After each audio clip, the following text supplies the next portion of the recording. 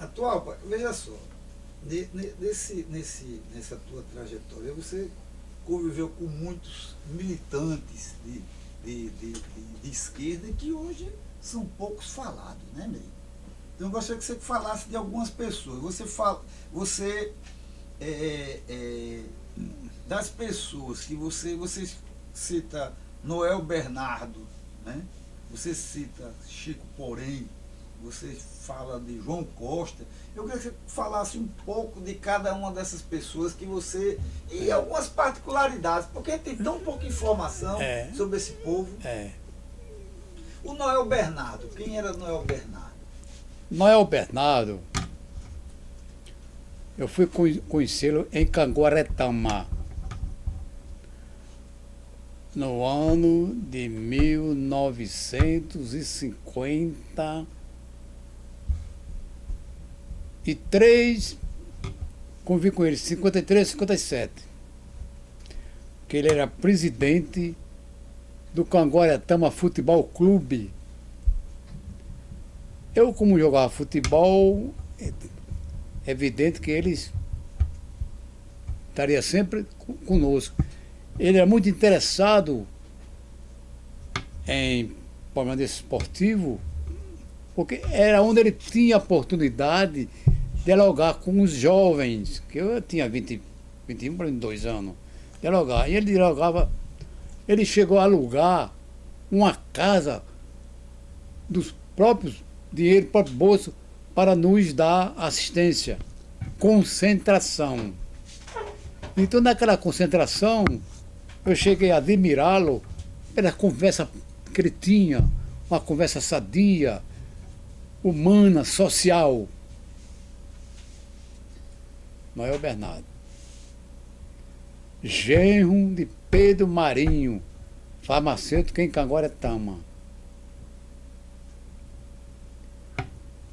E daí veio, passando dia e ano, fui morar, passando mais dias em Canguaretama, mais ano. Aí fui conhecer João Costa. Era do partido. Aí fomos conversando, eu fui entrando em conversa sobre política, nós fomos se inteirando de tudo com relação ao partido e política. João Costa. Mais pelo lado deles, porque eu ainda estava amadurecendo a minha vida política. Tinha o Chico Porém, era de Canguaretama. Ele vinha muito a Natal. Chico Porém. Pedro Marinho Filho, que era filho do Pedro Marinho, tinha farmácia lá em Canguaretama. Então, essas pessoas, aí eu fui me inteirando na política. No decorrer de tudo isso, os tempos se passaram, aí meu pai foi transferido à rede ferroviária do Nordeste, que era do Nordeste, depois passou a Refesa, campou a parte do Rio Grande do Norte, aí passou a administrar. Meu pai veio para Canguara, veio para Nisa Floresta, que a estação chama-se Papari. Papari. Foi quando eu vim mais me inteirar conscientemente, politicamente, e fazer trabalhos sociais em São José de Mipibu, sendo que eu morava na estação Papari, na estação ferroviária. A estação, o prédio fica do lado São José, mas a linha ficava, era a divisa, Papari. Fui estudar, se me matriculei, mas não pude. Já estava recebendo um convite para trabalhar na rede, aí quando eu fui para trabalhar na rede ferroviária, como auxiliar de agente de trem. Foi quando eu comecei a viajar. Natal, São Rafael, Natal, Macau, Natal, Nova Cruz. Aí fui conhecer outros companheiros né? Perceber que lá a gente se identificou em Nova Cruz. Eliezer Sapateiro. Você veio até morar aqui em Natal depois. Eu não sei o nome daquela rua, que rua é aquela que Eliezer. Isso em Nova Cruz. Como eu passava para lá e para cá, para Piquiri, Nova Cruz, transportando água, aí conheci o João Costa.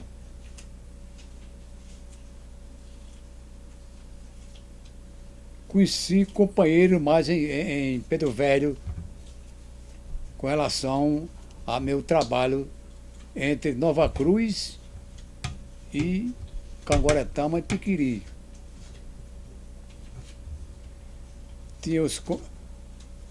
Tinha lá, eu conheci também, só que ele tinha outra vida social, doutor Orlando Azevedo.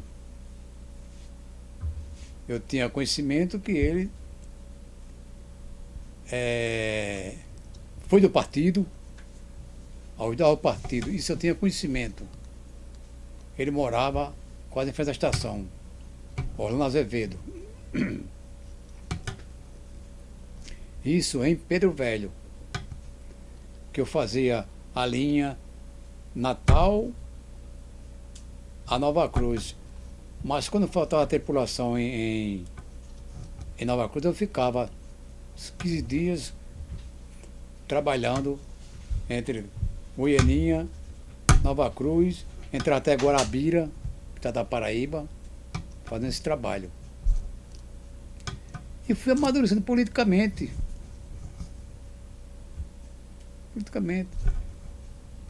Então, no meu trabalho, chegava em Natal, João Câmara, Lages, São Rafael, fazia esse trabalho todo e viajando nos trens, como ferroviário, né? Na via permanente também passei uns dias trabalhando e fazendo trabalho político.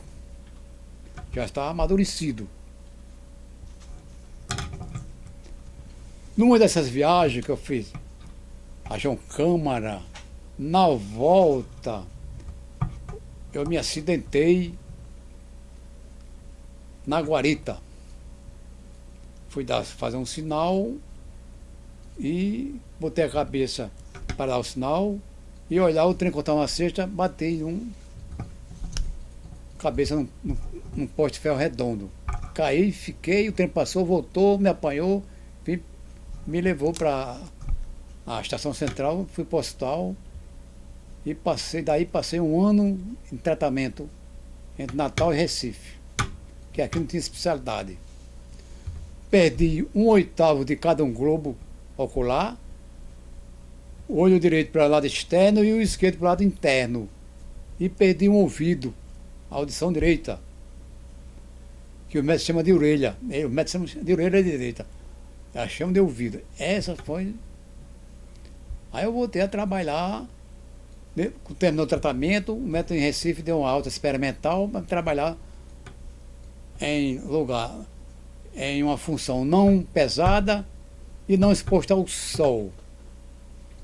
Tomando remédio controlado, tomei durante uns 6 meses, aí ele foi degradando, diminuindo até que foi do remédio.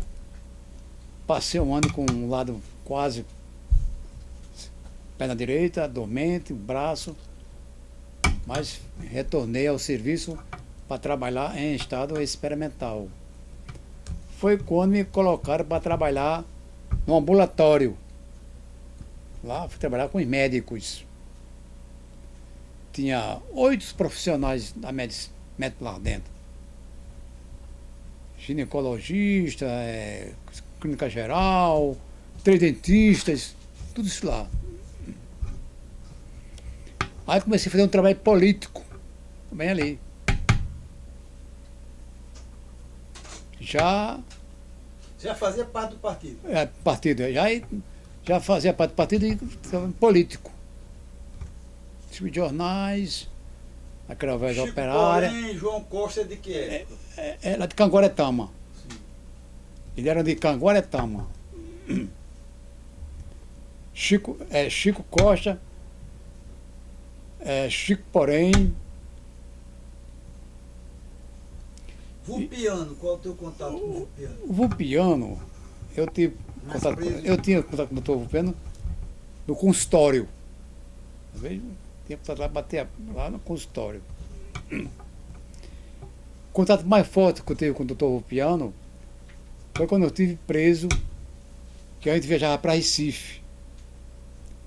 Ele, como médico, ficou no quartel, depois que foi preso. Né? E eu fui para a colônia penal. Ele foi condenado parece, a 2 anos, do piano. Eu fui a 1 ano, depois fui absolvido porque recorri da sentença. Mas o doutor Rufino tirou a sentença dele. Ele, Bento e outro colega nosso, que é de Mossoró, Vicente Lopes, tirou 1 ano também. Tirou igual comigo. Aí depois dessas travessia toda, eu fui trabalhando, vendendo livros, né? E fui sobrevivendo. Há quase 10 anos, né? Isso. Aí quando veio a anistia política, em 28 de agosto de 79. Aí essa anistia política foi que ela fez. Deu todo o tempo que eu passei fora do emprego, né, da rede ferroviária. E, consequentemente, ele vira o quadro com a promoção, chegou até o último nível de agente de trem, que é 29. Cheguei a me aposentar, aí... Teria alguma pergunta? De pessoas que a tropa conviveu? Como eu tinha vendido e contribuído para a Previdência Social, ele me deram a pensão de um salário mínimo. E a anistia deu um salário maior. 3 salários mínimos. Isso hoje é que eu tenho esse vencimento que ele chama de anuênio, é um percentual que ele dá com mais percentual. 20 anos, é 20%. Então hoje eu tenho um vencimento de R$3.400. Essa é com relação ao emprego da rede ferroviária.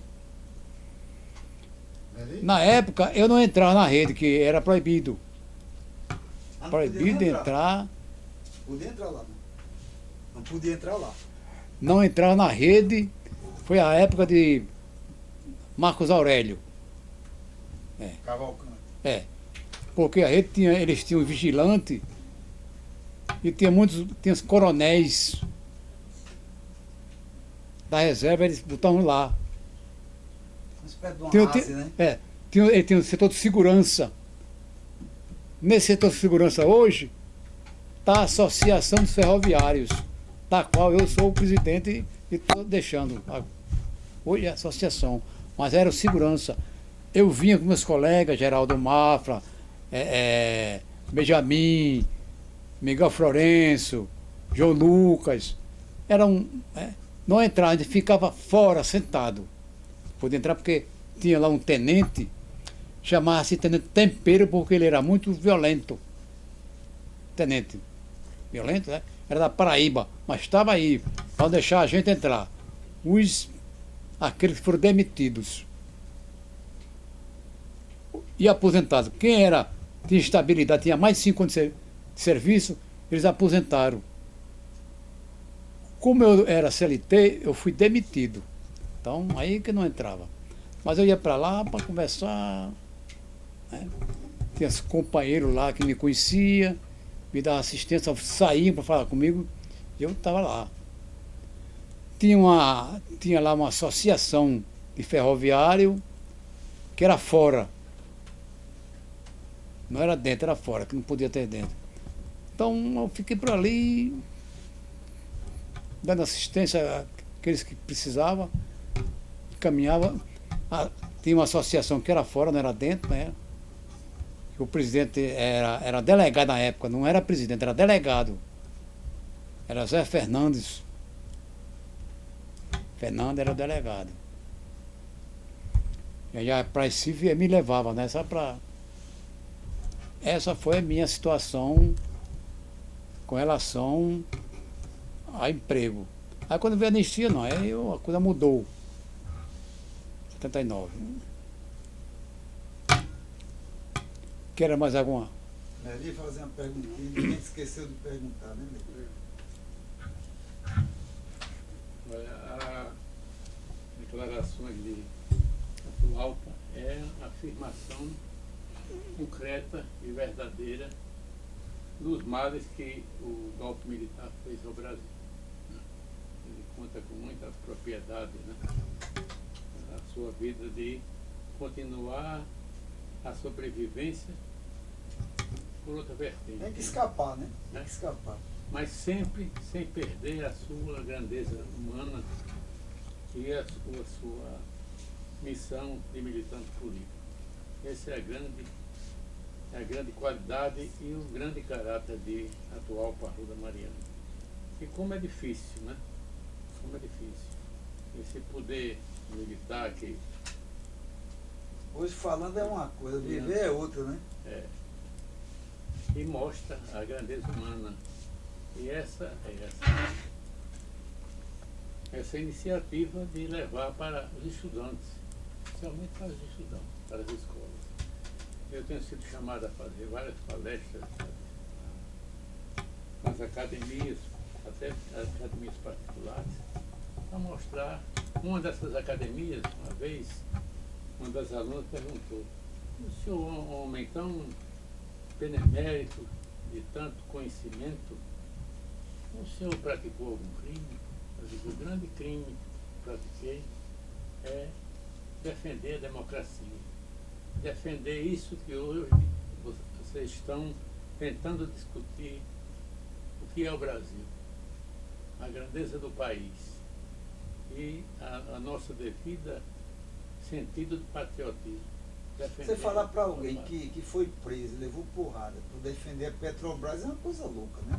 É difícil a pessoa entender, né, Meri? Hoje. Exatamente. Então, essa fidelidade de Atahualpa Arruda Mariano é permanente. O próprio bairro dele, onde ele mora, ele também procura orientar o povo. A sua grandeza humana e seu comportamento não vem de estar aqui, vem há muitos anos. Sem perder a ternura e sem perder a grandeza e a fidelidade ao seu caráter. Eu acho isso muito importante. Todo esse trabalho, divulgar esse trabalho e procurar outros companheiros, né? A palavra de Atahualpa Arruda Mariano, né? Um grande companheiro como é o Dr. Rupiano Cavalcante. Também tem a participação do próprio Atahualpa na questão da organização dos anistiados, né? Exatamente. Na defesa. Mas que é interessante falar um pouco, né? Mas você nunca gravou, Meri, sobre a questão da associação, né? Como é que funcionou, como é que foi essa tua ajuda ao próprio Meri na Associação dos Anistiados Políticos, que teve, num momento, teve uma importância legal, naquele momento que faltava tanta informação, né, Anatólio? Sim. Como é que foi essa questão Conta aí um pouco sobre a questão da Associação dos Anistiados Políticos. A Associação da Anistiado Político foi criada para exatamente ali ser criada também aquela força e o reconhecimento de nossas lutas porque o povo tínhamos o preso, o que foi preso político, era tido assim como uma chaga, era tido como Imaginal. um marginal. Era assim que era criado. Nós sentimos, pelo menos eu, a própria família, já do terceiro grau para lá, não me visitava e não queria receber visita minha, porque temia de ser envolvido nesse envolvimento, temia também que a polícia fosse visitá-los. Então, eu era dessa maneira. Só existia, assim, lá da família, meus pais, Baltazar Arruda Mariano, filho de João Câmara. Baltazar, filho de João Câmara, ele dizia: meu filho, eu te digo uma coisa, você vai vencer, porque a verdade, ela não se apaga, a mentira, ela é fujona.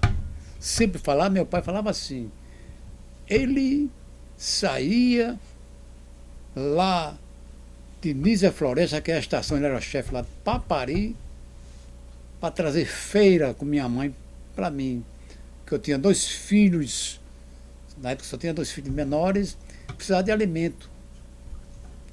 Lembro-me uma vez que eu atrasei o aluguel de um quarto, que eu morava nas Quintas,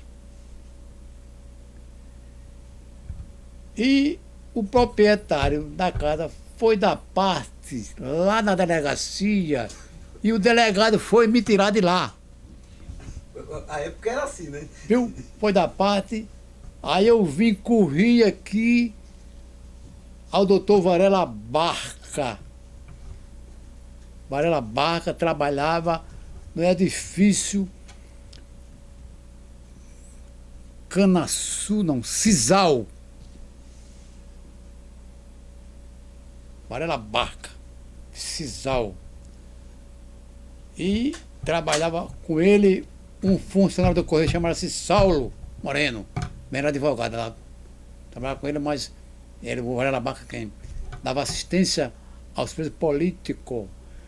Varela Barca viajou para Recife mais de uma vez, gratuitamente, para nos defender na auditoria militar. Varela Barca. Esse aí. Aí você conseguiu a grana com o Varela Barca. A grana do quarto você conseguiu com o Varela. A grana do quarto que o delegado estava no seu... Sim. Aí eles me ajudaram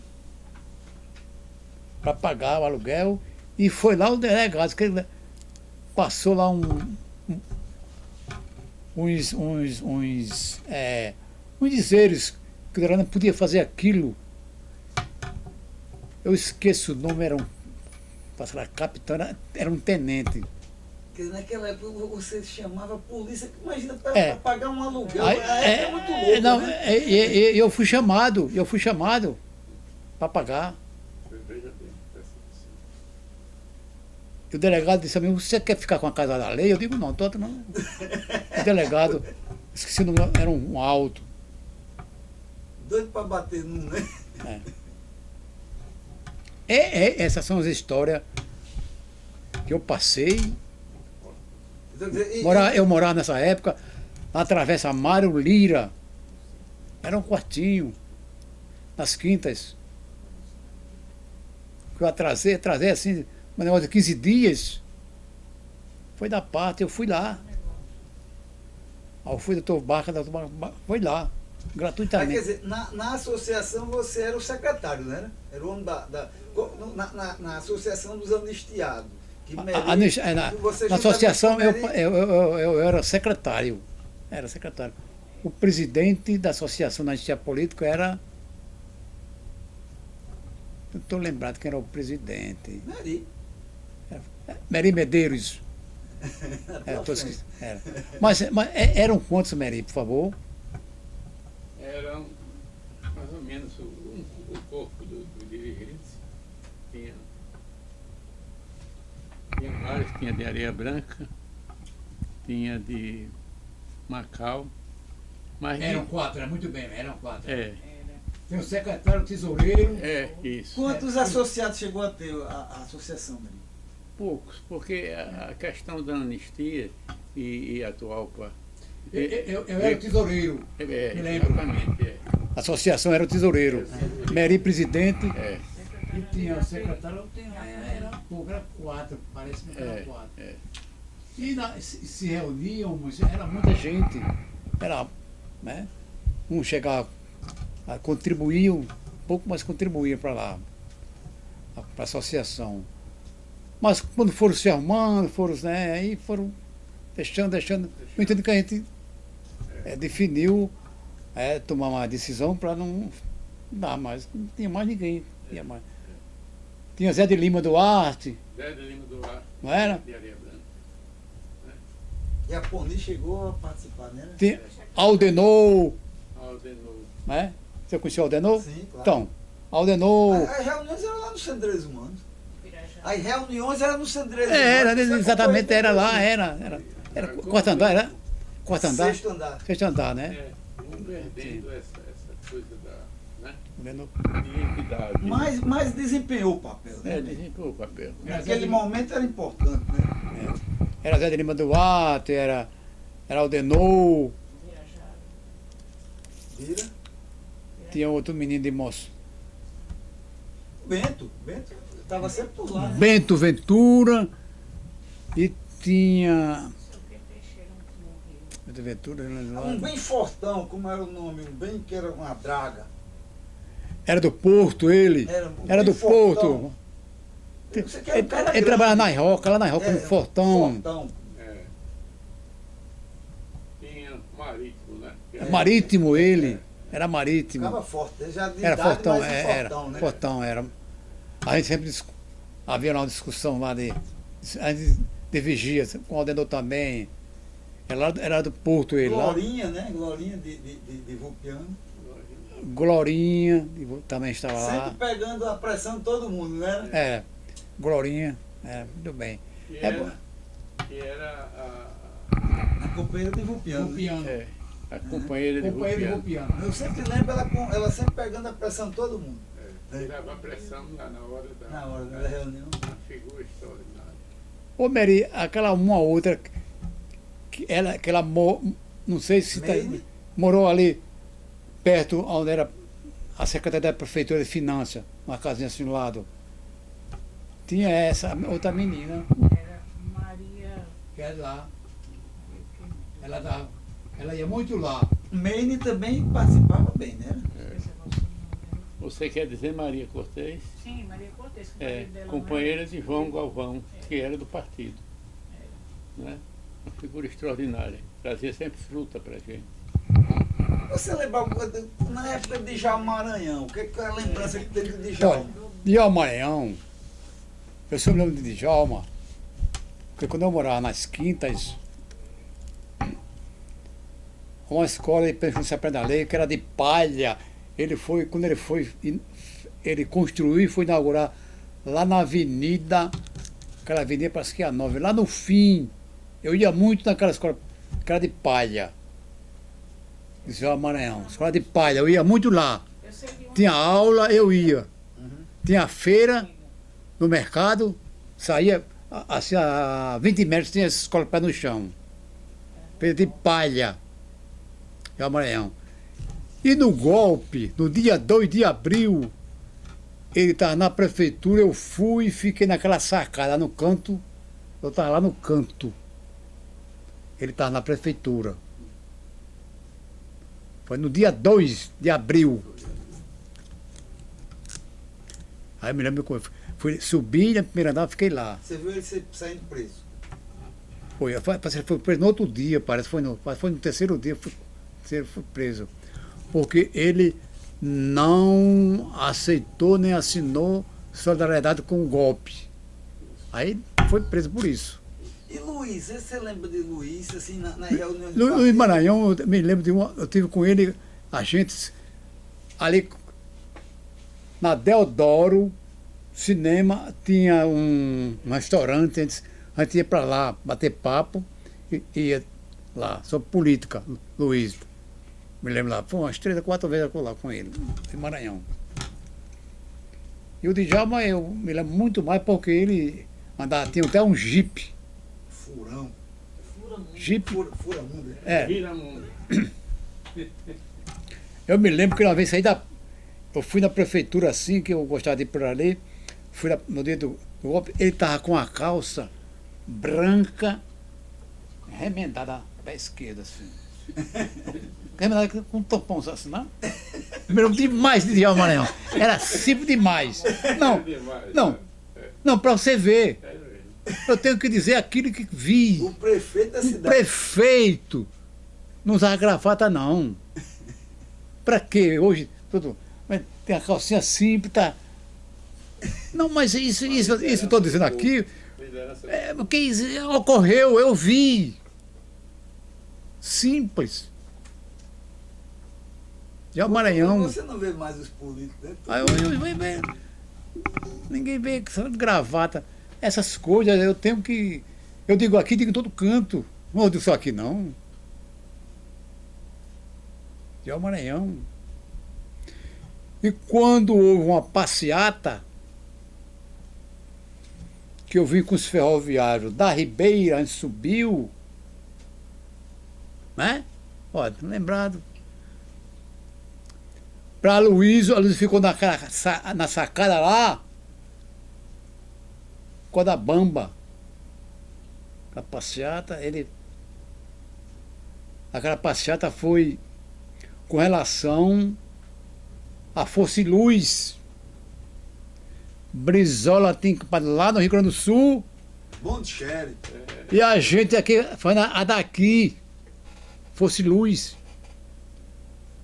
Agora você Foi, Meri? Você falou que estava presente no comício no qual Brizola chamou o general Muricy de Fujão e Gorila. Gorila. Como é que foi lá? Conta aí como é que foi a confusão.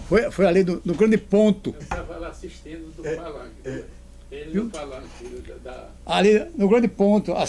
Ali No fórum ali era de assim, debate de Djalma Maranhão, né? Ele chamou Muricy de Muriçoca. Não entendi nada.